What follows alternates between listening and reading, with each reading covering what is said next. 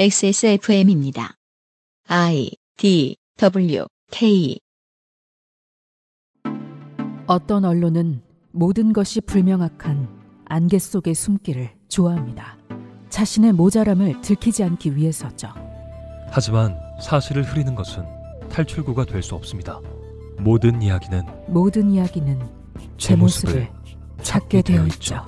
XSFM의 시사생방송 그것은 알기 싫다 뉴스 바이 데일라이트 2025년 7월 매주 화요일과 목요일 한국 시간 오후 3시 여러분을 찾아갑니다.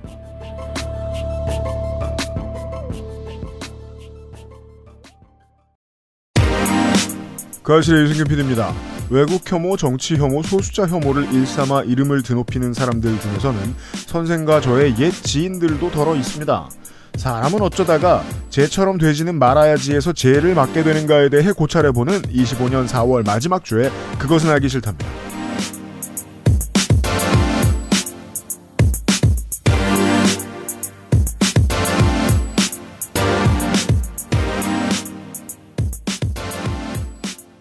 (597번째) 2025년 4월 마지막 주 그것은 알기 싫다 시작합니다. 목요일 순서입니다. 저는 유피디고 건조 에디터와 함께 있고요. 안녕하세요, 건조 에디터입니다. 여름이 오고 있습니다. 네, 따뜻한 봄날이 왔습니다. 손희상 선생도 따뜻한 봄날을 맞아 한복을 입고 왔고요.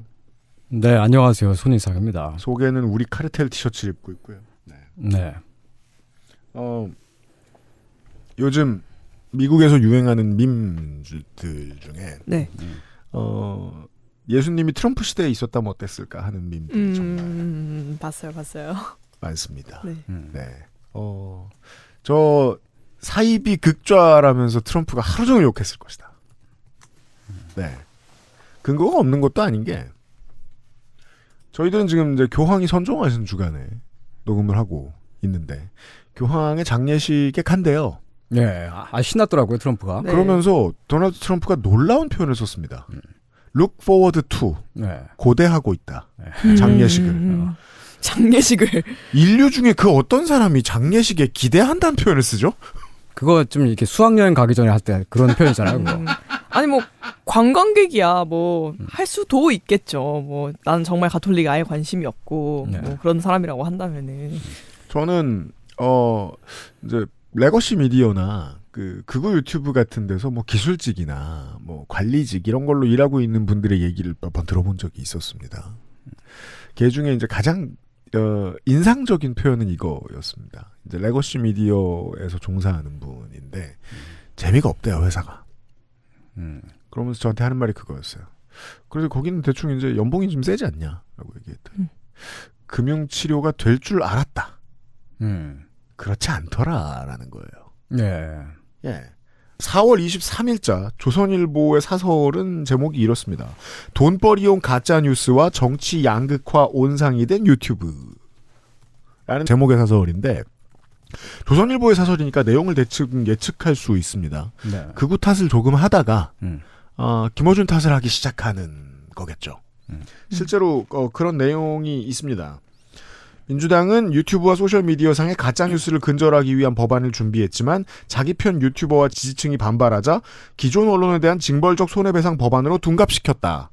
라는 문장이 들어있는데 이게 무슨 뜻이냐면 실제로 유튜브와 소셜미디어상의 가짜뉴스를 근절하거나 견제하기 위한 법안을 낸 건 맞지만 징벌적 손해배상 법안에 대한 이야기는 조중동을 겨냥해서 나온 말이었습니다. 아, 그렇죠. 예, 지들을 겨냥해서 나온 말. 네, 처음부터 달랐었죠. 이었습니다. 언론중재법이란 말도 있었죠. 네, 저는 이제 대학에서 공부 잘하는 4.3, 4.4 맞는 친구들이 조선일보, 동아일보 들어가려고 공부 열심히 하는 친구들이 다 나쁜 사람들이라고 그럴 리가 있나요? 그럼요. 네. 예. 그냥 우리와 함께 수학했던 젊은 좋은 친구들인데 네. 그들이 30년 뒤에 어떻게 돼 있을까?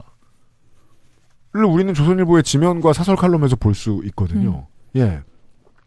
20대 시민들이 생각해두면 좋은 것들 중에 하나입니다. 인생이 너무 재밌는데 어떤 게 재밌냐면 사람들이 비극적으로 변해가는 걸 확인할 때가 제일 재미있습니다. 제가 그래서 말씀드렸습니다. 쟤처럼 되지 말아야지 해서 누군가는 쟤를 맡게 된다. 왜냐하면 우리는 그 쟤를 보니까. 그런 사람들에 대한 이야기고, 선생이, 저도 때로 이제, 나 왜 이렇게 나이브해? 이러면서 스스로 탓할 때가 많지만, 제가 보기에는 저보다 선생이 조금 더 나이브합니다. 오늘 내용을 들으면 알 수 있는 건가요? 아니에요. 아닌가요? 제가 이제 과거의 경험을 털면서 아 그래요? 네, 현인사항이 왜 나이브한지 증명하려 들기 위한 악의로 가득 차 있습니다. 아, 니주를 깔고 계시는 거군요. 네. 잠시 후에 보시겠습니다. 그것은 알기 싫다는 클리셰는 이제 그만 아름다운 재단 기부문화 캠페인 꾸준히 당신을 챙겨주는 로아스웰 혈당 그리고 다이어트 촬영할 때 쓴 그 원료 그대로 평산네이처 진경옥에서 도와주고 있습니다. XSFM입니다. 건강기능식품 광고입니다. 식후 혈당 억제에 도움을 줄 수 있고 하루 영양성분 기준치 2배의 비타민 B까지 챙겨주는 이젠 챙겨 먹자. 로아스의 혈당 그리고 다이어트. 제조원 우리바이오 유통판매원 로아스엘 바이오팜. 다른 제품과 원료를 비교해보세요. 다른 제품과 다려낸 방식을 비교해보세요. 진짜가 만든 진짜. 고전의 재발견. 진경옥. 평산네이처. AI야, 흔하게 보이는 기부 광고 특징 알려줘. 기부 광고의 특징은 첫째, 동정심을 자극하는 아이들의 슬픈 표정, 둘째, 빈곤, 질병 등 열악한 환경 연출, 셋째, 무거운 분위기를 조성하는 어두운 배경 등입니다. 기부 광고 속 아이들의 슬프고 힘든 모습, 문제는 없을까요? 아름다운 재단은 우는 아이의 사진이 없어도 마음을 열 수 있는 건강한 기부 문화를 꿈꿉니다. 당신의 기부가 더 건강하게 우리 사회에 자리 잡을 수 있도록 아름다운 재단과 함께해 주세요. 기부문화 캠페인 아름다운 재단. 옷 사주세요. 청취자 여러분. 살 때 됐습니다. 25년 노동절 축하드립니다. 듣고 계신 모든 노동자분들. 그렇습니다. 노동절이 다가옵니다. 네, 그럼 축하를 하기 위해 뭘 해야 될까요? 스스로를 위해 선물을 사줘야 됩니다. 축하인 쇼핑입니다. 네, 왜냐하면 사측을 사주진 않거든요. 물론입니다. 그리고 네. 사주면 참치를 사줍니다. 그러니까요. 안 됩니다. 네, 반역자를 해고한 나에게 주는 선물이 필요합니다. XSFM 가먼츠 2025년 SS 컬렉션이 준비되어 있고요. 4월 26일 토요일 오전 11시에 발매합니다. 네, 이번 주 토요일 오전입니다. 네, XS몰에서 구매하실 수 있고요. 제가 SNS로도 추후 공지를 올릴 예정입니다. 역사적인 지난 겨울을 기념하는 3가지 디자인이 25년 팬톤 컬러를 포함한 4가지 색상으로 발매가 되었습니다. 이번에 입어보고 느꼈는데 저는 웜톤 별로 안 좋아한다고 이제 청취자분들도 알고 계시잖아요. 저도 네. 별로 안 좋아한다고 알고 있었는데 모카무스 컬러 대박 예쁘게 나왔습니다. 저는 아주 만족합니다. 앰플리파이드를 참고하세요. 이번 주. 모카무스가 무슨 색이에요? 모카무스 색입니다. 네. 모카 향이 나는 것 같은 무스의 가죽색이지요. 갈색. 예. 굳이 어렵게 설명해 놓으면 색깔 얘기는 너무 단순화시키지 마. 싸 보여지니까. 할수록 안 좋아져요. 저도 지금 속으로 뭔가 단어를 생각했다 지웠어요. 지금. 네. 모카무스라고요. 팬톤께서 지정해 주셨습니다. 그렇습니다. 지금 무신사에 들어가 보시면은 사이즈 3개면은 많고요. 원 사이즈 핏 올이라고 거짓말하는 옷이 다수입니다. 제가 얼마나 많이 속았게요 여기에. 특히 좀 프린팅 예쁜 힙한 셔츠들은 프리사이즈가 그렇게 많아요. 청취자 여러분들께 부탁드려요. 프리사이즈라는 단어의 이름을 바꿔주세요. 바꿔야죠. 아이디어를 좀 받을게요. 프리사이즈 아니잖아요. 네. 뭐라고? 임프리즌드 사이즈? 뭐라고 해야 되지? 저한테는 일단 허수아비 사이즈라고 할 수 있거든요. 예. 네. 제가 옷한테 맞춰야 돼요. 건조는 그냥 도로 보수 공사할 때 맨 앞에 있는 로봇가 돼요. 맞아요. 정확히 그 핏. 네. 하지만 저희는 그렇지 않다고요. 네. 극히 다수를 포용할 수 있는 5가지 사이즈를 채용 중입니다. 물론 저희의 S가 건조한테 크긴 한데 그래도 박스핏으로 이해해 줄 수 있는 핏은 나오더라고요. 네. 그 정도는 매우 합리적입니다. 네. 네. 원래 그리고 그 이하의 걸 사려면 그냥 크롭티를 사야 돼요. 물론입니다. 네. 기능성, 디자인 2마리 토끼를 모두 잡은 의류회사 XSFM의 역작입니다. 네. XS몰의 상품 페이지가 지금 업데이트가 되어 있어요. 근데 이건 상품 페이지가 너무 예쁘더라고요. 깜짝 놀랐어요. 저도. 진짜 깜짝 놀랐어요. 웬만한 쇼핑몰보다 더 예쁘게 되어요. 와, 여러분들 실물 사시면 실망하실 정도로 카탈로그가 좋더라고. 네. 카탈로그를 뽑아서 약간 스티커로 굿즈로 내고 싶어요. 그렇습니다. 주소 이름이 뭡니까? xsmall.co.kr입니다. 네, 우리 디자이너가 그 AI를 만나서 능력이 10배가 됐어요. 어머. 최근에. 네. 네. 가서 미리 구경을 하시고요. 네. 금요일 밤까지 마음을 결정하신 뒤에 쳐들어와 주세요. 종류가 많기 때문에 마음을 미리미리 정하셔야 됩니다. 아, 네. 이번에는 그 어느 때보다도 종류가 많습니다. 네, 티켓팅할 때 늘 구역 많아야 되죠. 네. 서버를 넉넉히 늘려두도록 하겠습니다. 그렇습니다. 이번 주 토요일 11시에 서버가 터지지 않게 확 늘려놓으려고 신청해 놨습니다. 몰려와 주시고 그 전에 마음을 미리 정해주세요. 그때 보면서 손가락을 까딱까딱하고 왼쪽 클릭을 빠르게 함부로 하지 않으시면 후회하실 수도 있습니다. 고맙습니다.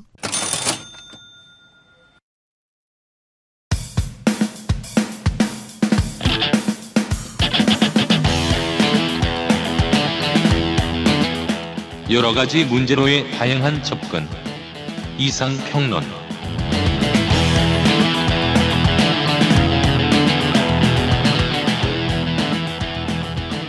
4월의 이상평론 시간입니다. 손이상 선생이 저한테 어제 전화를 해가지고 그 주제가 너무 겹친다 이런 고민을 저한테 얘기했습니다. 그도 그럴 것이 뭐 헬마나 김민아나 아니면 뭐 박판규 변호사나 하는 생각이 다 비슷비슷합니다.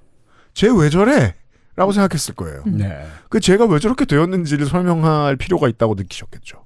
선생도 그랬던 것 같은데. 네. 네. 그래요. 저는 요즘에 생각하는 게 그냥 인생의 목표를 하나 더 늘렸어요. 저처럼 인생의 목표를 하나 더 늘리신 분들이 아마도 많을 줄로 압니다. 그렇습니다. 저는 훌륭한 사람이 되고 싶었는데 이제 그런 것보다도 그냥 난 저런 인간이 되지 말아야지. 그렇죠. 기준이 바뀌었군요. 뭐 그런 정도로 지금 기준이 바뀌었습니다. 우리가 이제 그 라이프 스팬상 대충 이제 인생이 꺾였잖아요. 네. 그럼 이제 꿈은 모르겠고 어떻게 해야 덜 망가질 것인가를 생각할 나이는 됐습니다. 최근 한 반년 정도 사이에 그 하도 이상한 사람들이 너무 많이 등장했잖아요. 그런 사람들 보면서 하게 되는 생각이죠. 나는 저렇게 살지 말아야겠다. 그런 생각들을 하게 됩니다. 이 말을 드리는 이 순간에도 저런 인간들의 다양한 모습이 물결처럼 지나가고 있습니다. 정치인도 있고요. 네. 목사도 있고, 네. 변호사나 유튜버도 있고요. 그렇습니다. 유튜버 하면 이제 가장 최근에 유튜버가 된 사람을 제가 하나 압니다. 네.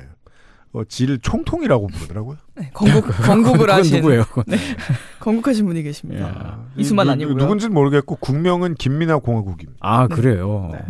그런데 저는 그 유튜브를 보면서 나 쟤처럼은 되지 말아야겠다 이런 생각을 합니다. 제가 권한테 얘기했는데 제가 김민아 공화국이 생방송을 할 때 처음 눌러봤거든요. 네. 화면이 까만 거예요. 한 5초 봤더니 김민아가 뭐라고 하는 거예요. 네. 이거 왜 이래? 이거요. 공화국이니까 이제 약간 어둠 속에서 빛이 있으라 하면 이제 그런 다음에 이거 왜 이래? 하면 딱 보이나요? 보이라. 쟤처럼은 되지 말아야겠다라는 생각을 가장 최근에 한 것은 김민아 공화국이었다 이런 말씀 드리면서. 네, 저는 어제 그런 사람들의 물결을 진짜로 봤어요. 네. 녹음 기준 네. 어제. 네. 제가 사는 동네 앞에서 그 집회가 있었어요. 예. 네, 저는 근데 저희 동네가 집회를 하는 동네가 정말 아니거든요. 거의 볼 수가 없는데 저 한 6, 7년 살면서 처음 본 것 같아요. 태극기를 이제 휘두르시는 이제 집회가 있었는데 성조기도 같이 휘두르죠. 성조기도 같이 들고요. 생각보다 규모가 굉장히 컸거든요. 네, 정말 물결처럼 지나갔습니다. 그리고 굉장히 놀랐어요. 네, 그 양반들 최근에 아이디어가 그거죠. 집회가 별로 없고 집회를 다니는 사람들도 적을 것 같은 트래픽이 좀 있는 동네에서 네. 사람들한테 시비를 걸면서 집회를 하는 이게 이제 그 재특회의 발상이죠. 네. 그 조선인이나 한국인 관광객은 그 뭐 큰 도시에 어디에나 있으니까 그들이 있을 것 같은 곳을 찾아다니면서 한인이나 한국인들을 경멸하는 말을 쏟아내는 집회가 있어요. 그렇죠. 그걸 그대로 복사해서 붙인 듯한 집회가 요즘 많이 있습니다. 네. 주의하세요. 네. 네. 주변에 이제 저 중국인 분들이 계시면 귀 막고 눈 막아 주시고. 네. 저도 뭐 아주 가까운 사이 중에는 아니더라도 뭐 예전에 알았던 사람 중에 그렇게 되는 사람이 있었거든요. 그렇죠. 막 선관위에 중국인이 있어가지고 미군 기지에 호송했다 막 그런 이야기를 공개적으로 하더라고요. 아 진짜요? 육성으로. 예전에 알던 사람이? 예, 심지어 꽤 유명해요. 꽤 유명한 사람 더러 알거든요. 예, 아예 그쪽으로 아예 가버렸는데 네. 요새 뉴스도 막 나오고 그러더라고요. 사람이 그렇게 막 확 변하는 걸 보면은 정말 이상한 기분이 듭니다. 안타깝기도 하고요. 매우 그렇습니다. 원래 그랬던 사람인데 제가 몰랐던 것일까 싶기도 하고. 그 생각 한 번쯤 반드시 해보게 되지 않아요?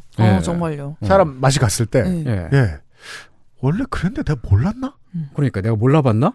내가 사람 보는 눈이 삔 건가? 네. 그러면은 이런 답으로 접근할 수 있잖아요. 미친놈은 나. 그죠. 난가? 그리고 보통 너무 갑자기 변해서 이런 사람들은 내가 뭘 놓쳤지라는 생각을 하게 되잖아요. 왜 신호가 없었지라는. 그러니까 저 새끼 왜 저래의 저 새끼는 내가 아는 새끼란 뜻이잖아요. 저 새끼가 왜 저래? 사실은 나도? 같은 생각이 든단 말이에요. 맞아요. 하기사 먹고 저기 윤석열 씨 부부도 제 주변에 윤석열 씨 부부가 그 대통령 되기 전에 좀 아는 분들이 좀 있어가지고 중간중간 만나서 얘기도 듣고 그런 적이 있었습니다. 그 막 대통령 후보 나왔을 때 바로 전날에 윤석열 씨랑 술 마시고 왔다고 한 사람이랑 점심 같이 먹고 그러면서 얘기 들은 적도 있고 그랬는데 대체로 보면은 윤석열 씨가 저렇게까지 될 거라는 그런 생각들을 아무도 하지 못했었어요. 자칭 진보의 야붕이 출신이잖아요, 그 부부가. 그렇습니다. 진보의 야붕이. 네.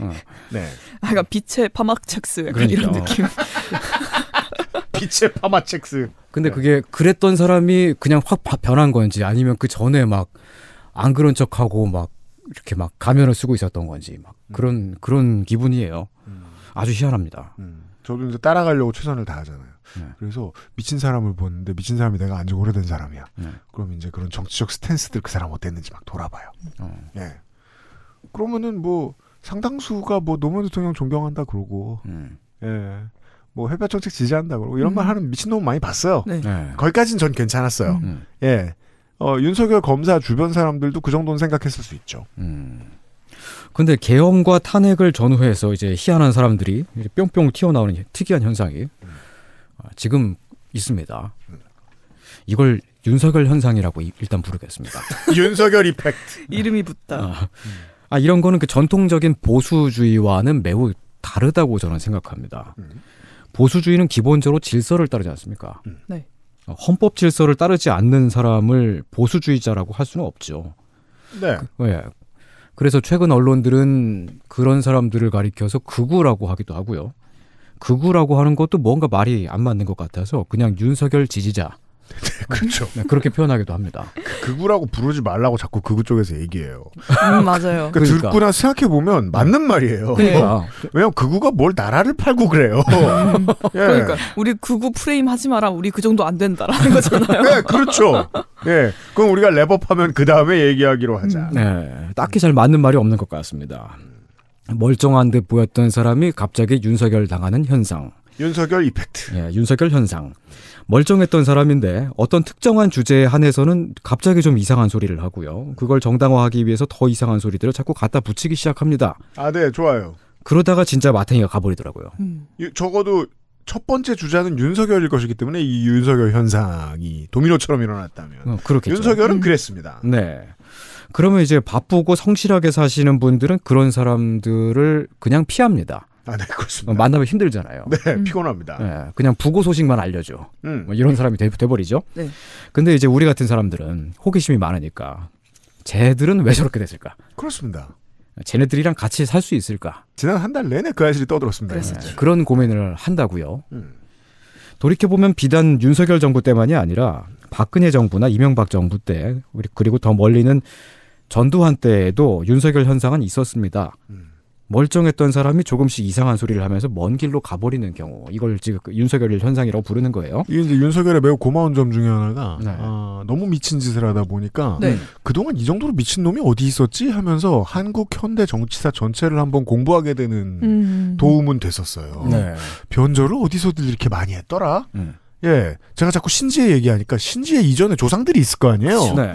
보면 독립운동하고 독립군 이끌었던 사람들 중에서도 말년에는 민정당 간 사람 엄청 많고요. 맞아요. 그러니까 신민당에서 막 고문당하고 이랬던 사람들도 전두환이 들어온 다음에는 민정당 가고 이게 유구한 전통이 있기는 있더라 말입니다. 그 중에서 90년대를 보면 일찍부터 검찰 개혁을 주장했던 어떤 변호사도 있었습니다. 그래요? 예, 1993년도 한겨레 신문에 기고한 글에서 검찰 외부에서 개혁적 인사를 데려와서 검찰총장 시켜야 한다. 그렇습니다. 13년이 아니라 93년이에요. 93년에요. 그랬던 사람이 어느 날 보온병을 들고 나타나서 이게 북한의 포탄이라고 주장을 하고 그런 사람이 있었죠. 예, 지금은 국민의힘 상임고문이 돼 있고요. 그렇습니다. 매우 그렇습니다. 사람이 그렇게까지 가버릴 수도 있는 거예요. 네. 그 사람은 동명이인이 있어가지고 괄호 열고 창원 괄호 닫고 네. 이렇게 설명해줘야 이해하거나 네. 그걸 정 관심 없으신 분들은 본 이렇게 말하면 이름보다 더 잘 아시는 분입니다. 행불 이렇게도 검색하면 나옵니다. 매우 그렇습니다. 네. 뭐 그렇게 가는 경우가 그 전에도 있었겠죠. 다른 시대에도 많았을 겁니다. 아예 다른 사람이 돼버리는 일이 외국에도 많이 있었습니다. 아, 예. 그러면 이제 우리 같이 호기심이 많은 사람들은 궁금할 거 아니에요. 호기심 천국인 사람 중에 대표적인 인물이 지금 여기 옆에 앉아 있는데요. 네. 제가 사실은 UMC님으로부터 저 사람들은 왜 저렇게 됐을까요? 라는 얘기를 한 7, 8년 전부터 계속 들어왔어요. 아, 제가? 네. 그렇죠. 그런 걸 방송 아이템으로 다뤄보자. 뭐 그런 얘기도 저한테 하고. 그리고서 이제 같이 오랫동안 이제 방송을 하면서 지내오다가 가끔 네. 이제 술을 먹다가 네. 저 사람도 저렇게 될 줄 알았다니까. 맞아요. 예, 그 사이에 맛이 간 사람에 대해서도 떠들고. 네. 네. 저도 그 1년 사이에 많이 들었습니다. 아, 많이 들었죠. 아니, UMC의 그 회식 자리에서. 그렇구나. 최대 관심사 중에 하나일 거야. 아, 맞다. 회식 때 저 그 얘기 진짜 많이 해요. 그렇게 될 줄 알았다니까. 네. 알았다니까 왜 그렇게 됐을까. 번갈아가며. 그렇죠. 알았지만 네. 정확히 알진 못하겠다. 그러니까 저 사람은 암 걸릴 거야. 근데 원인은 모르잖아. 네. 그러면서 저한테 이제 뭐 방송 아이템으로 좀 다뤄보자, 다뤄달라, 뭐 그런 얘기들 하는데, 네. 제가 어떻게 합니까, 사람의 마음을. 실제로 제가 그런 얘기를 많이 하면 손이상은 모르는 표정을 짓습니다. 네. 네. 한 귀로 듣고 한 귀로 쓱 흘리고요. 그런 편이에요. 네. 그래도 제가 뭐 한 7, 8년, 지금 제가 몇 년 됐죠? 그 아저씨를 한 게? 이제 9년. 9년째구나. 네. 그래도 이렇게 UMC님이랑 계속 같이 일을 할 수 있는 게, 우리 뭐 같이 뭐 일단 저랑 손이상이 아직 맛이 덜 갔기 때문이기도 하고요. 그렇죠. 그리고 제가 되지 않다. 네. 그리고 뭔가를 방송으로 이런 거 어떨까요? 하고 하면은 네. 좋아요라고 말을 해요. 네. 바로. 근데 그 되게 짧은 순간에 이거 방송으로 내보내도 괜찮겠다. 뭐 타이밍이 어떻겠다. 그런 거를 재빠르게 판단과 결정을 다 끝냅니다. 네. 여기서 이렇게 저한테 네. 할 때도 마찬가지고 그게 잘 맞더라고. 아, 그렇죠. 네. 아, 원래 저는 20초 안에 판단 내리는 편인데 네. 그래도 그렇게 빨리 오케이 사인이 떨어지면 PD가 성의 없어 보이니까 뭐라도 말을 얻는 편인데 네. 손이상이랑은 너무 오래돼가지고 얘 이상의 설명을 안 하는 편입니다. 네, 그렇죠. 처음부터 그러지는 않았었어요. 네. 하여간 뭐 오랫동안 쟤들은 왜 저렇게 됐을까라는 것을 고민해왔던 두 사람입니다. 네. 근데 사실은 그걸 업으로 삼고 연구를 해왔던 사람들이 있었어요. 저 새끼 왜 저렇게 됐나? 그게 자기 업이었어요. 몇십 년 동안 생각하네. 네. 이게 문과인의 삶입니다. 그 중에 스루미 슌스케라는 할배가 있었습니다. 네. 스루미 할아버지는 전쟁을 겪은 세대입니다. 1930년대, 40년대에 일본의 진보적인 지식인들이 천황제 파시즘으로 전향하는 것을 직접 봤어요. 네. 진보 지식인들이 천황 만세를 하기 시작한 걸 봤다? 네. 어렸을 때, 자기가 본인이 어렸을 때 그런 걸 봤고, 그리고 전쟁 끝났고, 패전하고 나서 이제 그 다음에 이제 학자가 돼서, 쟤네들은 왜 저렇게 됐을까를 오랫동안 연구를 해왔습니다. 이게 세상에서 제일 재밌다니까. 이게 그 전향이라는 제목으로 2000년대 한국어판이 나왔는데요. 그렇군요. 네. 지금 보기 힘듭니다. 품절돼가지고 이게. 그래요? 네, 도서관에 몇 군데 있더라고요. 이게 그 시대별로 교수님이 가르쳐 주지는 않지만 대학생들 사이에 유행해서 이제 문과인들이 많이 읽는 책이 있거든요. 네. 그런 이게 2000년대 되게 많이 대학생들이 읽던 책이에요. 저는 아직도 가지고 있습니다. 2000년대가 아니고 그 20세기 초반, 1900년대 초반쯤에는 의외로 일본이 다이쇼 데모크라시라고 해서 그렇습니다. 예, 의외로 민주주의가 꼽히고 사회주의나 아나키즘 같은 사상이 유행하던 시절이 있었는데요. 네. 그러면 그런 걸 했던 사람들이 막 있었을 거 아니에요. 지식인들이 있죠. 그렇죠. 그랬는데 민권운동을 하던 사람들이나 농민단체 대표자나 심지어 공산당 간부들까지도 30년대, 40년대로 가면서 갑자기 파시스트가 돼서 막 이상한 소리를 하기 시작하고 막 그러는 현상이 대규모로 일어납니다. 이게 이제 한국을 강제합병하던 시절만 해도 네. 거의 이제 천황제의 역사 중에서 일본이 가장 민주적이었던 사회라고 하죠. 네. 사상이 가장 다양하게 존재를 보장받았던 시절. 그러니까 공산당의 그 일본 공산당의 지금까지 흘러내려오는 유구한 역사는 그때부터 시작됐고 퇴동기가 전성기였던 거예요. 네. 예, 그랬는데 30년대로 넘어가면은 독일과 일본이 이제 본격적으로 큰 전쟁을 준비하면서 네. 사상이 틀어막히잖아요. 네. 그러면서 윤석열 현상이 일어나요. 만주 사변 이후로 보고 있네요. 그렇죠. 네. 막 옥쇄하자. 그런 얘기를. 옥쇄하자는 거는 막 미국이랑 싸워서 다 죽자 이런 뜻이거든요. 죽을 때까지 싸우자라는 말. 네, 근데 자기는 안 죽어요. 이 청년들은 죽어라 이거. 네, 그래서 이 옥쇄에 대해서 요즘 미국의 지식인들이 많이 얘기합니다. 트럼프가 말하는 관세 전쟁 이거 옥쇄다. 네. 미국인들이 다 죽을 때까지 싸우자는 소리다. 네. 그러면서 그때에 전향했던 사람들이 자기가 전향한 것을 정당화하려고 했습니다. 신지의 변. 나는 계몽된 것이다. 네. 그런 얘기를 했어요. 실제로 이제야 국가라는 것을 깨달았다. 네. 서양의 사상에 빠져있던 과거의 나를 넘어섰다. 이런 이야기만 해요. 이렇게까지 겹칠 일이에요? 그러면서 전향을 했단 말이에요. 걔네들은 왜 그렇게 됐을까요? 스루미 할아버지의 생각은 압력 때문에 그랬다는 거예요. 압력. 그때는 전쟁 때문에 사상을 통제당하고 검열받고 가끔 재수 없으면 끌려가가지고 막 두들겨 맞고 그러던 때였습니다. 네. 일부는 실제로 끌려가서 강제로 전향을 당했습니다. 조선에도 많았습니다. 네, 엄청 막 얻어맞고요. 일부는 자기가 스스로 먼저 전향을 했습니다. 원래 그 옆 친구가 맞는 걸 보면 네, 그렇죠. 먼저 눕는 풀들이 있죠. 사람은. 네, 맞기 전에 선수를 쳐야지. 네. 근데 대부분은 그 중간이었습니다. 중간이었다. 네. 맞을 것 같으니까. 그런 것도 있지만 반강제로 전향했다. 네. 근데 동시에 자발성도 띠고 있었던 강제와 자발의 중간이었습니다. 그러니까 예를 들어 뭐 지금 계속해서 뭐 저 프레시안이나 오마이뉴스에 자기글 올리고 뭐 지금은 없어진 뭐 얼룩소 같은데 자기글 올리고 이러고서 대충 뭐 저 어쩌다가 한 달에 한두 번쯤 있는 강연이나 하면서 먹고 살아도 되는데 스스로 먼저 이제 조선일보, 중앙일보에 칼럼을 싣고 나중에는 이제 보수정당 행사 생김과 진행도 하고 그런 사람들이 있잖아요. 있죠. 그런 사람들 보면은 표정이 엄청 밝아요. 저는 그게 가장 이 연구 대상이었어요. 스루미 할아버지처럼 저건 진짜 연구하고 싶은 거예요. 와, 트위터에서 진보적 지식인으로 분명히 2010년에 이름을 날리고 있던 사람인데 왜 지금 자유한국당 대선 후보 저 세미나 가가지고 저렇게까지 밝은 웃음을 하고 있지? 누가 진행자들을 웃으라고도 시키지도 않는데? 자유한국당까지 간 사람도 있어요? 네. 그러니까 되게 막 투자받은 스타트업 CEO 같은 느낌이 들지 않나요?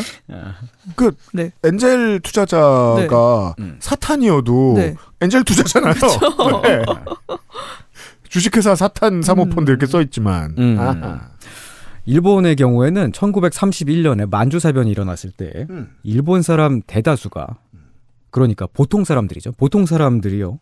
너무 열렬하게 만주사변을 지지했다고 해요. 그럼 뭐 지금 만약에 한국의 뭐 내 것이 미디어 환경이다. 네. 그러면은 만주사변 지지 의견 60% 넘어. 뭐 이런 A 이면 기사 같은 게 들어왔겠죠. 그런 게 뜨겠죠. 네. 그러니까 뭐 웨이지 갤럽에서 조사한 그러니까 한국식민 청년을 대상으로 메이지 갤럽에서 조사한 내용에 의하면 61%가 만주사변에 찬성하는 침공에 참석하는 것으로. 근데 그게 이제 다른 나라를 침략하는 걸 지지했다는 거잖아요. 전쟁을 지지하고. 그렇죠. 보통 국민들이. 그게 당시의 진보적인 지식인들한테는 너무나 충격적이었대요, 그게. 그래서 스루미 할배에 따르면 소수파로 이제 30년대, 40년대 소수파로 전락해버린 그 사람들이 다수의 분위기에 휩쓸려가지고 그냥 따라간 게 전향이다. 예요. 따라서 그 전향한 사람들이 뭐 배반자나 변절자는 아니고 그렇게만 볼 수는 없고 그때의 사회가 그랬다라는 것입니다. 자기 주변이 이미 다 이상한 소리를 하고 있으니까 동조되어서 딸려간 것. 근데 이러한 설명이 지금의 우리하고 딱 맞지는 않습니다. 네. 그렇죠. 우린 국가 전체가 어떤 돌이킬 수 없는 그런 흐름에 휘말려 가고 있는 외부적인 요인에 의해서 그런 것도 아니고. 그런 건 아니죠. 네. 그렇죠. 무엇보다 이제 현재의 대한민국이 군국주의 일본 제국처럼 극단적인 사회가 그렇죠. 아니지 않습니까? 네. 하지만 주변 사람들이 다 그러면 멀쩡했던 사람도 동화되어 딸려갈 수 있다. 뭐 이 정도로 확인을 해두겠습니다. 그건 확실해 보입니다. 예. 네. 우리 이제 뭐 이번에 이제 집회 참여하고 그 분위기를 이제 만들어내느라 애쓴 막 커뮤니티의 유저들이 있고 커뮤니티들이 있잖아요. 네. 네. 근데 그 커뮤니티 많이 쓰시는 분들 본인들도 그런 생각 많이 하시고 계실 거예요. 그게 이제 소셜이든 커뮤니티든 그게 옳은 방향이든 그른 방향이든 여론은 한 방향으로 모이는구나. 네. 여론은 보통 한 방향으로 모이게 되어 있거든요. 네, 비슷한 사람들끼리 더 응집되고요. 예, 저는 오히려 그 반대로 이게 다양성이 보장되어 있지 않다. 저 이런 반박이 오히려 더 헛소리라고 생각해요. 그렇게 돼 있어요. 네. 다만 모든 그 여론의 메이저한 흐름에 동조하지 않더라도 자기 소신을 가지고서 가만히 있을 때 가만히 있고 떠들 때 떠드는 이게 중요한데 네. 전쟁을 획책하려고 했던 시대에 다수의 시민들이 그 전쟁에 찬성하는 것 같고 목숨을 바치려고 너도나도 입대했다. 네. 라고 생각하면 지식인들은 마음이 흔들리는 건 맞을 것 같아요. 그럴 수 있었겠죠. 네. 뭐 그런 동조 압력이 뭐 지금은 전쟁 때가 아닙니다만은 한국 사회 안에도 보면은 동조 압력이 특히 더 심한 집단이 있을 수 있어요. 뭐 예를 들면 뭐 특정 종교 단체라든가. 네. 네네. 뉴월드. 뭐 그러니까 어느 특정 종교라기보다 개인의 교우 관계가 거의 다 그 안에서만 일어나는 환경이다. 그러면 네, 생활과 공동체가 너무 밀접해 있다. 그런 경우라면은 자기 주변 사람들이 다 뭔가 같은 얘기를 하고 있고 그러면은 되게 쉽게 딸려가게 되겠죠. 앞으로는 이런 말 방송에서 잘 못할 것 같긴 하는데 제가 왠지 이상한 예측이 들어서. 네. 다만 최근엔 이런 말 자주 하죠. 저는 요즘도 언제나 그랬어요. 집 근처 교회 앞을 지나가죠. 네. 그럼 마음이 불편해요. 저 안에서 무슨 소리를 듣고 있을까? 저 안에 커뮤니티의 사람들은 어떤 견해를 서로 공유하고 있을까? 생각하면 되게 감염되기 쉬운 환경에 우리 아이를 내보낸 것 같은 기분이 들 때가 정말 많아요. 네. 이건 제가 과격하게 생각하기 때문만큼은 아닙니다. 네. 그래서 스루미 슌스케는 관련된 쟤는 왜 저렇게 되었나 전공. 네. 저 전공 이름 모르겠고. 전향학. 네. 그 전향의 연구에서 30년대의 전향자들은 대다수 도쿄제대에 법학부를 나왔다. 라는 지적을 했다고 하는군요. 그렇죠. 그런 것도 지적을 했죠. 우린 지금 서울대 내란과라고 부르지 않습니까? 그럼요. 특정학과를. 아하. 분위기에 따라서는 윤석열 현상이 일어날 수 있다는 얘기입니다. 어제 오늘 일이 결코 아니다. 네. 네. 이거 저희 애증의 정치클럽의 Y 김문수 시간에서도 잠깐 다뤘었던 것 같아요. 그렇습니다. 네, 그 김문수도 그 시간에 김문수가 굉장한 양반집에 이제 뼈대 있는 집안의 자식이었던 것부터 시작해가지고 늘 그 집단의 헤드로서 남아 있었기 때문에 그래서 전향을 했을 때도 그러니까 어떤 신념보다는 그 자기의 집단에서의 자리를 지키는 게 중요해서 그렇게 간 게 아닐까, 자기가 진다는 거를 못 받아들인 게 아닐까라는 얘기를 잠깐 했었거든요. 87년 이후에 나왔던 그 진보 정당 만들기는 한 줄기로만 이루어졌던 것은 아닙니다.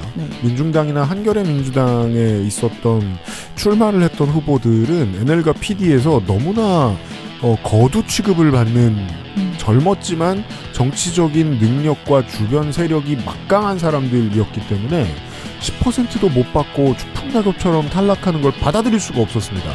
그래서 한나라당으로 가면서 이재호나 김문수나 레토릭은 비슷했던 것으로 기억을 합니다.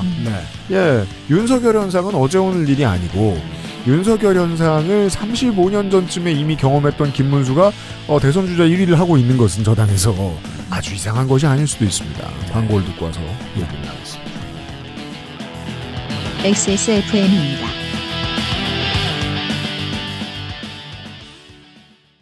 건강기능식품 광고입니다.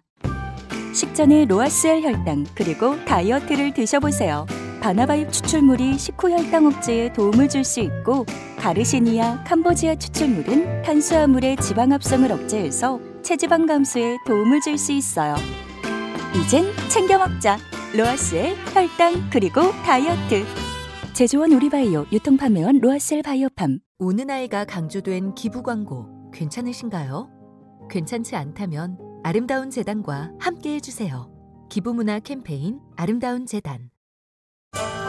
녹용 중 으뜸이라하여 시베리아 알타이 지방에서 자란 사슴뿔 인삼, 불로장생을 위한 원료 중 가장 높은 평가를 받은 것이 고려 인삼이었습니다. 버사, 그 질긴 생명력을 벗삼아 면역을 생지황, 냉기를 가진 뿌리 식물로 인삼 녹용의 온기와 만나 음양의 절꿀, 제주산 봉개꿀, 깊은 풍미와 진한 농도, 이 모든 것을 담아 진경옥.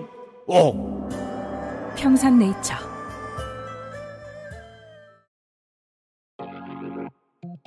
(25번의) 선거와 2번의 탄핵, 그것은 알기 싫다가 목격한 지난 13년의 한국 정치와 한국인의 삶에 대한 이야기.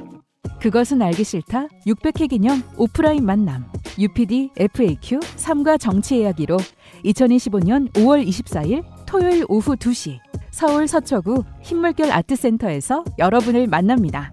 한국 정치와 내 삶에 대한 궁금증을 음성이나 영상 메시지로 남겨 xsfm25@gmail.com으로 보내주세요.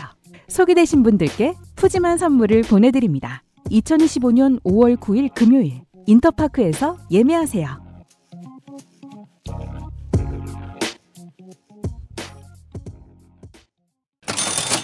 공개방송을 해야겠습니다.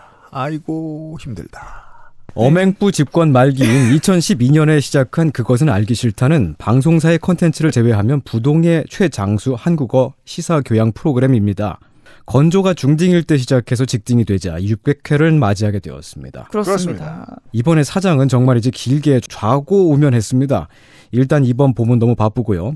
앰플리파이드를 정규적으로 작업하고 보이는 요파시 라이브가 코앞으로 닥쳐왔으며 오늘 광고로 처음 접하신 그할실 생방송 뉴스 바이 데일라이트도 여름을 목표로 제작회의와 베타 테스트 중인데요. 대통령 선거 방송도 해야 됩니다. 다다음 주입니다. 플러스 600회 주말은 사전선거 5일 전이네요. 그렇습니다. 상황을 참고로 건조에터는 어제 우리 녹음하기 전날에 자유대학 집회를 보더니 혼이 좀 빠져나간 것 같습니다. 그렇습니다. 네. 혼비백산한 상태입니다. 네, 읽어주셔서 감사하고요. 네. 상황을 종합적으로 파악한 사장은 직원들의 공개방송 관련된 질문을 화제를 돌리고 화장실도 가면서 꾸준히 피해왔습니다. 매우 그렇습니다. 네. 신입사원인 생각 안 하고 싶었습니다. 신입사원인 진희 AD가 피곤해도 청취자들은 좋아하실 것이라며 푸시를 했고요. 사장은 에라 모르겠다는 마인드로 돌아와서 공개방송 원고를 쓰기 시작했다고 하네요. 하는 수 없이 공개방송을 하기로 했습니다. 그래서 하게 되는 그할실 600회 기념 오프라인 만남 UPD FAQ 3과 정치의 이야기가 5월 24일 토요일 오후 2시 서울 지하철 2호선 서초역 7번 출구에 있는 흰물결 아트센터에서 열립니다. 흰물결 아트센터가 맞아요? 네. 맞아요. 네. 5월 중에 티켓을 인터파크에서 오픈하실 거고요. 23년 500회 특집 공개 방송과 같은 장소입니다. 그렇습니다. 거기 아주 제가 마음에 들었거든요. 게다가 또 법조타운이 주말에 텅 비어있기 때문에 여러분들 대충 주차하기도 괜찮은 편입니다. 네, 교통이 쾌적합니다. 네. 여러분의 이야기로 공개 방송을 꾸미기로 했습니다. 사장이 사람들을 만나러 가면 정치와 사회에 대한 5만 가지 질문을 다 듣는데 이 업계에 있는 많은 노동자들이 그래요. 가끔 이제 이 업계에 있는 분들 말고 일반인 친구들을 만나러 가면 정치와 관련된 질문들 자꾸 합니다. 그죠. 네. 이번엔 여러분의 질문을 들어볼 생각입니다. 500회 공개 방송이 XSFM과 방송 만들기에 대한 이야기였다면 올해의 공개 방송은 정치와 사회에 대한 문답. 언제나 그렇듯 참여하신 분들께 받은 분이 느끼기에도 과분한 선물들을 준비하고 있습니다. 한국 정치와 사회, 내 삶에 대한 궁금증을 음성이나 영상 메시지로 남겨서 xsfm25@gmail.com으로 보내주십시오. XSFM이나 IDWK 태그를 건 소셜 게시물도 확인하겠습니다. 그렇습니다. 이게 자꾸 영상만 남기라고 하니까 수줍은 분들이 피하시는 것 같아서 아무래도요. 음성으로 한번 들이대봐 주십시오. 네. 네.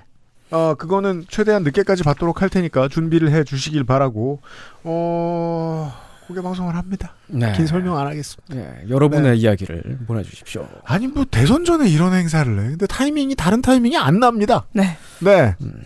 네. 공개 방송 때. 궁금한 게 많을 시기잖아요. 네. 신입 직원의 푸시로 하게 됐습니다. 그렇습니다. 공개 방송 때 뵙겠습니다.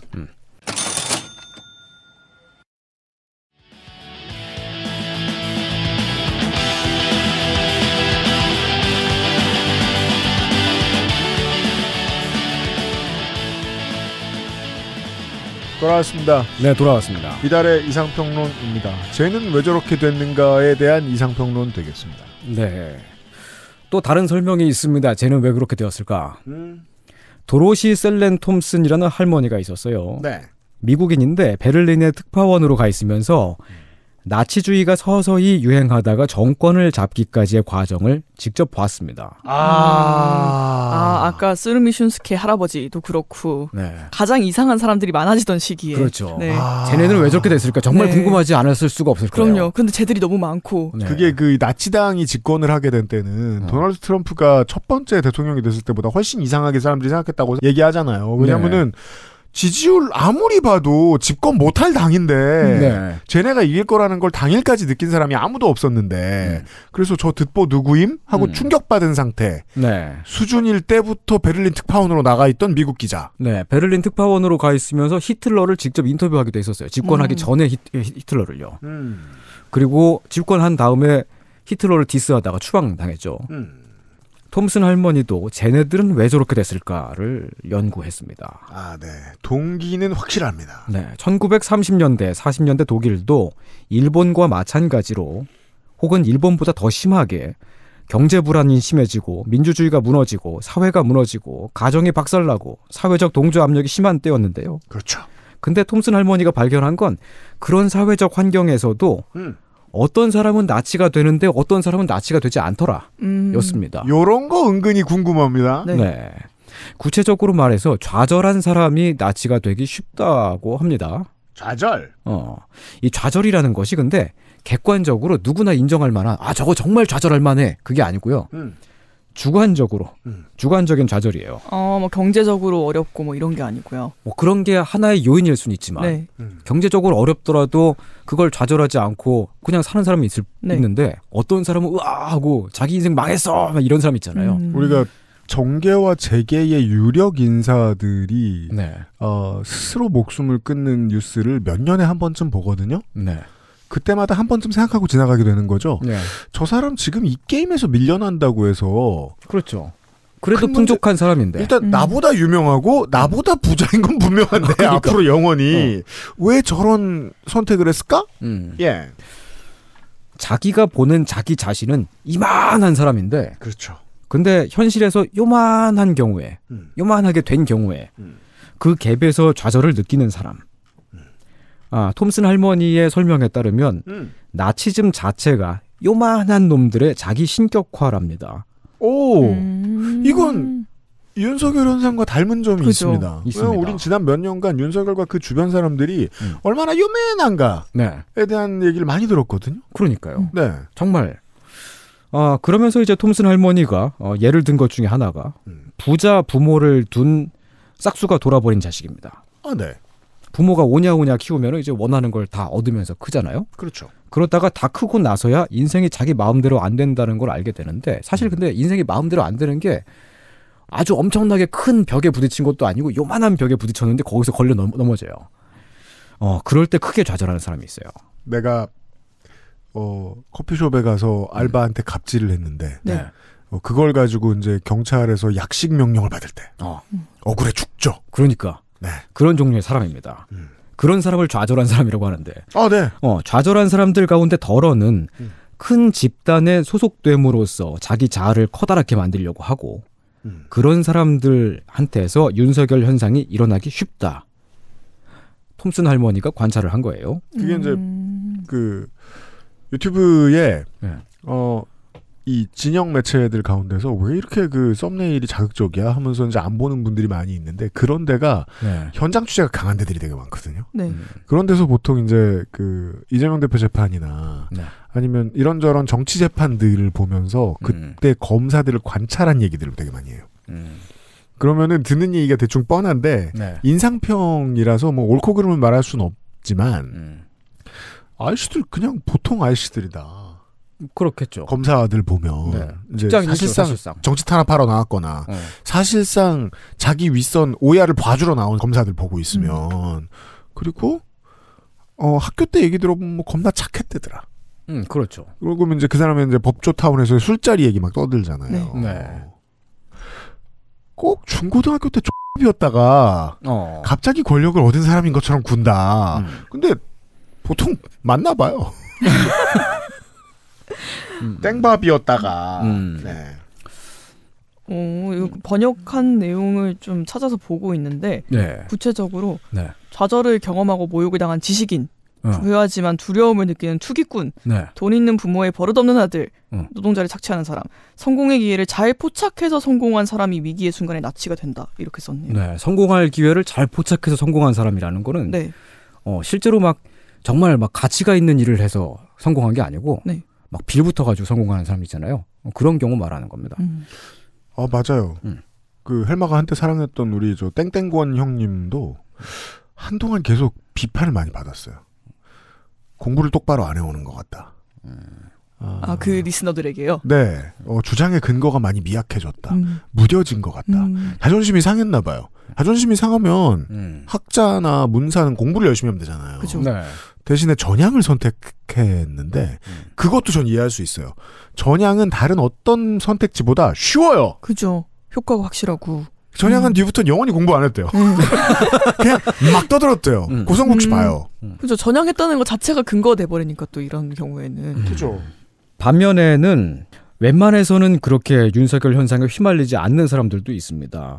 톰슨 할머니의 관찰에 따르면 이제 나치가 웬만해서 잘 되지 않는 사람들, 원래 친절한 사람들, 남을 잘 배려하고 선한 사람들이 있고요. 그리고 행복하고 안정된 자아를 가진 사람들은 나치가 되지 않더랍니다.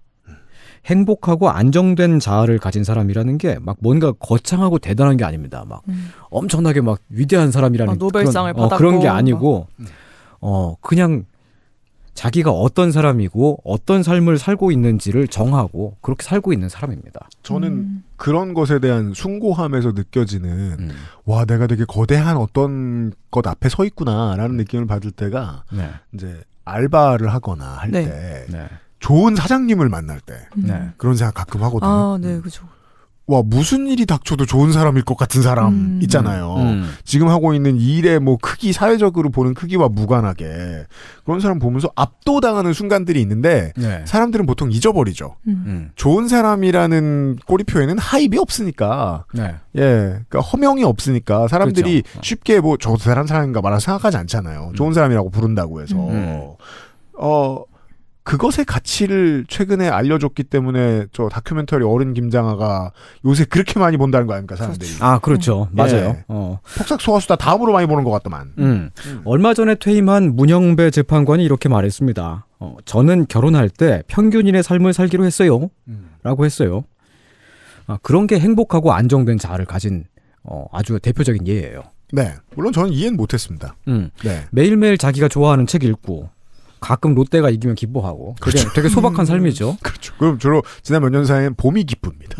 올봄도 기뻐하고 있을 겁니다. 그러니까요. 그런 삶이 소박한 삶이고 안정된 삶인데 그것보다 더 심하게 막 더 크게 자기 더 재밌는 삶을 찾아갈 수도 있잖아요. 근데 그렇게 하지 않는 이유가 매일매일 그냥 그 자기 좋아하는 책 읽고 같은 일 반복하고 그게 훨씬 더 재밌기 때문에 그래요. 매우 그렇습니다. 그것보다 더 짜릿짜릿한 거를 찾아가면은 그러면 소박한 일들이 재미가 없어져요. 약쟁이가 돼요. 네, 그러니까. 네, 권력에 심취하게 되고요. 책 읽기 덕후로 유명한 사람 중에 최근에 선종하신 프란치스코 교황도 그랬습니다. 네. 소설 읽기를 좋아했어요. 소설 많이 읽으라고 사람들한테 권장하고 다니고 그랬어요. 평생에 걸친 자기 인생의 낙이 있는 거죠. 돌아가시기 전에 이제 각자 자신의 삶을 살고 남들도 그렇게 살도록 내버려둬라라는 말을 하셨습니다. 그렇게 살면 행복합니다. 내버려둬라. 네. 매일매일 뭔가 하는 게 있어야 돼요.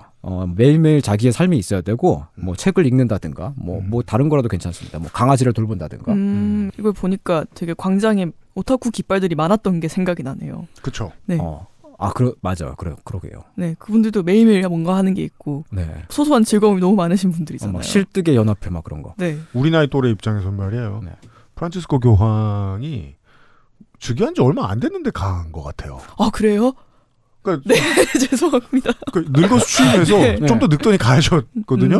왜냐면 우리 어렸을 때는 요한 바오로 2세가 한 100년 교황할 줄 알았거든요. 그렇죠, 맞아요. 네. 가실 줄 아예 몰랐어. 이번에 재임 기간이 12년인가요? 예, 그럴 겁니다. 제가 이제 들었던 이제 선종한 교황의 가장 인상적인 제가 가장 좋아하는 말은 그거였죠. 네.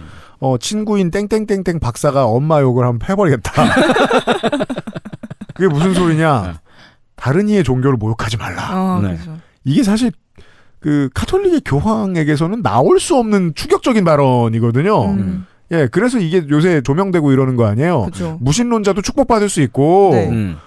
성소수자도 축복받을 수 있고, 우리 종교 그런 종교 아니에요. 라는 말을 하는 최초의 교황. 네. 이었습니다. 네. 근데 그건 좋은 어른의 조건이기도 하잖아요. 그죠. 우리가. 그래요. 사람들이 살도록 두고 방해가 안 되는 어른. 네. 그런 의미에서 저는 신앙이 없는 사람은 양심에 따라 살면 된다라는 말이 제일 기억에 남더라고요. 네. 그래요. 맞아요. 네.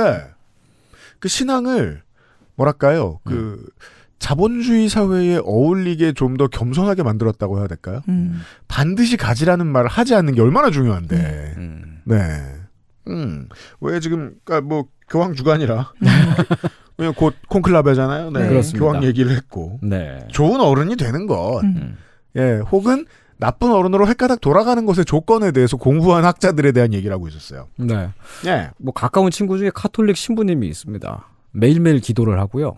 뭐 그 기도라고 하더라도 어쨌든 이제 뭐 자기 수양이잖아요, 일종의. 그렇죠. 뭐, 네. 뭐 그 축복을 남들한테 이제 축복을 하는데 그것도 자기 수양이죠, 또 일종의. 오늘은 소주를 한 병 더 마실 수 있게 해주시고 그런 식으로. 저녁 때는 술 많이 드셔야 되니까. 근데 그런 거를 이제 매일매일 쌓아가는 거예요, 매일매일. 그런 게 중요하다고 저는 생각합니다.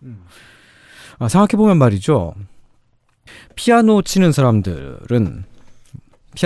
예를 들면요, 대부분 어릴 때부터 시작하잖아요. 네. 그리고 피아노를 전공하고 나서 야, 나 졸업했다. 졸업하고 나서 그 다음에 피아노 치기를 그만두지 않습니다. 어릴 때부터 하는 일을 직업으로 가진 사람을 무섭게 봐야 된다고 생각합니다. 그래서 그게 직업이 되지 않는 경우도 있어요. 그렇다고 해도 피아노 치기를 그만두지는 않습니다. 매일매일 칩니다. 아마 평생 치겠죠. 그 사람은 피아노를 치는 사람이고 한 번도 그걸 의심한 적이 없을 거예요. 뭐 의심했더라도 금방금방 뭐 지워버렸겠죠. 그게 안정된 자아를 가지는 거라고 저는 생각합니다. 소명? 네. 저는 궁금한 사람이니까 매일매일 뭔가를 읽고 뭔가를 궁리합니다. 아침에 눈 뜨면 재밌는 일이 되게 많습니다. 오늘은 뭘 해야겠다라는 생각이 머릿속에 쏙쏙쏙 들어와요. 저는 안산에서 이제 맨날 저 버스를 타고 서울에 왔다 갔다 할 때 네. 엄청 존경스러운 기사님이 있었어요. 네. 되게 이 일을 오래 한 걸 뻔히 알겠는 나이 또래고 네. 평생 기사님이셨던 것 같은데 본인 일을 엄청 즐거워하고 네. 직업 의식이 엄청나게 대단한 프로페셔널이셨어요. 예. 예. 그러니까 장거리 버스인데 계단 높았잖아요, 옛날에는. 네. 네. 그래서 이동 수단이 제한된 분들 도와드리는 것도 엄청 잘하고 엄청 날래게 막 60대 이래 보이셨는데 되게 그게 놀라워요. 자기 일을 즐거워하고 그걸 매일 한다. 예. 그건 되게 사람을 숙연하게 만들게 하는 능력은 돼요. 그렇습니다. 반면에 자기 삶을 정하지 않고 목표를 정하는 사람이 있습니다. 저죠. 그래요? 왜냐하면 월급을 주려면 얼마를 벌어야 되고 뭐 이런 게 있어요. 그렇죠. 네. 뭐 목표를 정한다는 게 그 흔하게는 이제 나는 돈을 많이 벌어야겠어. 뭐 이런 건데요. 네. 그 목표를 이루기 위해서 지금의 삶을 희생하는 경우도 있어요. 집게사장이죠. 네. 그리고 열심히 살았는데 목표를 이루지 못할 수도 있잖아요. 확률이 매우 높습니다. 네, 대부분이 그렇죠. 예, 그러면 좌절한 사람이 되고 아주 불행해집니다. 목표를 이루었다고 하더라도 사실은 그건 삶의 목적이 아니라 수단이었던 거잖아요. 돈을 벌어서 좋은 삶을 살기 위한 수단이었던 거잖아요. 그런데 좋은 삶을 사는 게 무엇인지 모르는 경우에 역시 마찬가지로 되게 불행해집니다. 불행합니다. 우리는 유명한 예술가, 셀럽들의 삶을 통해서 그런 걸 많이 보죠. 네. 저 정도를 이뤘으면 영원히 인류사의 페이지에 남게 되고 그걸 마다하는 사람도 없고 그걸 다들 명예롭게 생각하는데 무슨 불행이 저 사람을 망가뜨렸었고? 예. 예. 제 주변에 예술가나 연구자들이 많이 있습니다. 사실상 제 인간관계의 거의 대부분이라고 봐도 될 건데요. 그렇습니다. 옷을 손이상보다 조금만 덜 이상하게 입는 사람들입니다. 저보다 더 희한하게 입는 사람 많아요. 한복을 위아래로 입는다든가. 그렇죠. 우리 회사 티셔츠 안에 입고. 네. 하여튼 그 주변에 아무튼 예술가들이 제가 아는 한국 사람 중에 지금까지 멜빵 매는 유일한 사람. 네. 멜빵 매는 사람 많아요, 지금도. TV조선에선 봤지, 네. 하여튼 뭐 저는 멜빵을 즐겨 입습니다. 제 주변에 이제 잘 되는 사람들을 보면은 잘 된다고 하는 게 이제 자기의 성취를 잘 이루는 사람들을 보면요. 매일매일 자기 삶을 살면서 뭐 매일까지 아니어도 돼요. 가끔 쉬는 날도 있겠죠. 아무튼 거의 매일 조금씩 성장해 나가는 사람이더라고요. 별로 자기가 하는 일을 별로 생각하지 않고 그냥 합니다. 아, 이거 굉장히 유명한 김연아의 명언이잖아요. 그렇죠. 아, 그러니까 이게 그냥 하는 거예요. 아무 생각 없어요. 그렇지 않고 더 빨리 더 많은 사람들한테 인정받고 하는 사람이 가끔 있습니다. 아니면은 어떻게라도 조금이라도 더 그냥 꼼수를 써가지고 더 쉽게 해볼까 막 그렇게 하는 사람도 있어요. 얼굴에 써 있어요. 그렇게 살면. 그런 사람은 이제 그 자기가 하는 일이 인정을 받기 위한 수단인 거예요. 그냥. 그런 사람들은 이제 사기를 치려 그러고 막 최순실한테 빌붙어가지고 미르재단 같은 데 들어가고 그렇죠. 김건희한테 아부해가지고 어디 한 자리 얻으려고 하고 그러다 한 방에 다 망하더라고요. 그렇습니다. 수사기관이 지금 그들을 기다리고 있습니다. 입을 벌리고. 성공의 기회를 포착해서 성공한 사람. 다시 톰슨 할머니의 얘기로 돌아오면요. 윤석열 현상의 원인은 사회의 실패도 있지만 개인의 도덕적인 실패 탓도 있다는 겁니다. 그렇죠. 개인이 불행한 것, 박탈감을 느끼고 좌절하고 그것을 집단에 소속되어서 다른 사람을 억압하는 방식으로 보상받는 삶인데 그게 그 사람들 개개인에게는 또 얼마나 또 불행하겠어요, 사실. 그럴까요? 그렇지 않을까요? 그렇겠죠. 그런 사람이 행복할 것 같진 않아요. 근데 사실 이 얘기도 지금의 한국에 딱 맞지는 않습니다. 지금의 대한민국이 나치 독일은 아니니까요. 그죠. 하지만 불행한 사람, 객관적인 불행은 아니더라도 주관적으로 불행을 막 너무 많이 느끼는 사람, 막 자기가 막 억울해하고 아무것도 아닌데 그런 사람한테서 윤석열 현상이 일어날 수 있다. 이 정도로 일단 살펴봤습니다. 그렇습니다. 예. 네. 그걸 알아보는 방법을 알았으면 진작에 MBTI처럼 정확한 무슨 구분법이 나왔겠지. 그러겠죠. 안 변하고 계속 잘할 사람. 도로티 셀린 톰슨은 나치 독일에서 쫓겨난 뒤에 네. 본인도 네. 약간 맛이 갔어요. 나중에. 그러니까 시온주의 운동가로 유명했고 네. 이후에 이제 우익 시오니스트 테러리즘을 비판하다가 예. 그 일부 유대인들에게도 반발심을 삽니다. 그때까지는 변함없이 투철한 언론인이었던 거예요. 네. 예, 그때까지는 믿어도 되는 사람이에요. 그때까진 그랬습니다. 예. 그 다음에 이제 뭐 망가진 얘기는 생각하고 언제 망가지거든요. 예. 그땐 또 무슨 일이 있었던 거지? 그 인생이 여기서부터 재미있어지고 힘들어집니다. 하루 삐끗해서 갑자기 망가진 사람도 있어요. 그러니까요. 예. 내가 이걸 보상받아야겠어 하는 마음이 무슨 생각이야 또 열심히 하는 거지 이 마음을 이기는 순간이 갑자기 어느 날 아침에 찾아올 수도 있잖아요. 그러니까 여러 가지 요인이 있죠. 네.